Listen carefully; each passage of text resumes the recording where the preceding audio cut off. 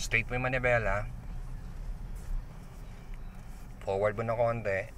Yung pagitan ng dalawang sasakyan na yan, igitna mo yung sarili mo dyan sa spot kung saan tayo paparada. Pero straight tayo manibela, igigitna mo na yung sarili mo kung forward parking yung gagawin natin. Kung maliliit yung space, igitna mo yung sarili mo dyan sa spot na gagamitin mo. Okay, nakagitna na, nakacenter na. Sagad mo yung manibela mo sa left. Tumbukin mo si Wigo, pero hindi mo babanggayin na, tutumbukin mo lang. Ilalapit mo lang yung unahan mo sa likuran niya. Pwede na.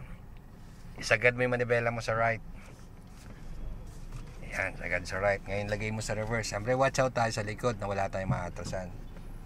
Tapos mapapansin mo habang umaatras ka, papantay ka dyan sa butas na gagamitin mo. Ulitin mo yung reverse, hindi pa masyado pumasok. Okay, habang umaatras ka, tingin ka sa kaliwat kanang salamin, pero mapapansin mo sa unahan, tutumbukin mo na ngayon yung parking lot mo kung saan ka pupunta. So pantayin mo lang. Iyan, stop mo dito.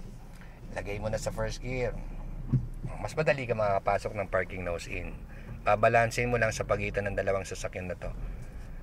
Alright, yan ang parking nose in. Mabilis lang ang parking nose in. Okay, balance lang. Check left and right. Na malayo tayo sa Wigo, malayo tayo dun sa Veloz. And stop. Neutral for safety. And handbrake. So hindi natin tinamaan si Veloz doon, malayo din tayo dito sa Wigo. So nasa loob tayo ng linya. Ayan na, may line po ha. Ay, asan ba yung line? Baka hindi kayo maniwala. Ayan, nasa loob kami ng linya. So yun ay parking nose in. Pinakamadaling parking. Isa sa mga technique po yun.